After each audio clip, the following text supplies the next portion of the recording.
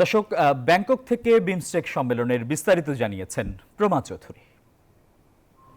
ষষ্ঠত বিমস্টেক সম্মেলনের প্রথম দিনের সকল কার্যক্রম ইতিমধ্যে শেষ হয়েছে।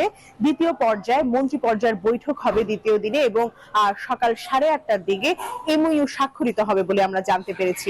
এই মুহূর্তে আমি আছি থাইল্যান্ড ব্যাংককের হোটেল সাংগ্রিলায়, যেখানে অনুষ্ঠিত হচ্ছে ষষ্ঠতম বিমস্টেক সম্মেলন। এবং আমি যদি এই পাশে একটু দেখাই যে 7টি দেশের জোটে কিন্তু এই সম্মেলনটি হচ্ছে এবং সরকার প্রধান যারা আছেন তারা 4 তারিখে আসবেন এবং সচিব পর্যায়ের বৈঠক আজকে সকালে হয়েছে এবং মন্ত্রী পর্যায়ের বৈঠক আগামীকালকে হবে এবং আগামীকালকে আরো বেশ কিছু বৈঠক রয়েছে বিভিন্ন দেশের মন্ত্রীদের সাথে এবং সেখানে যুক্ত হবেন বাংলাদেশের পররাষ্ট্র উপদেষ্টা তৌহিদ হোসেন। এবং আমরা জানি যে এর পরে 4 তারিখ যুক্ত হবেন বাংলাদেশের প্রধান উপদেষ্টা ডক্টর মোহাম্মদ ইউনুস এবং সেখানে সাইড লাইনে ভারতের রাষ্ট্রপ্রধান নরেন্দ্র মোদীর সাথেও বৈঠক হওয়ার একটা সম্ভাবনা আছে এবং এই বিষয়ে কিন্তু ইতিবাচক বাংলাদেশ এই বিষয়টিও জানিয়েছে আজকে জসিমউদ্দিন পররাষ্ট্র সচিব।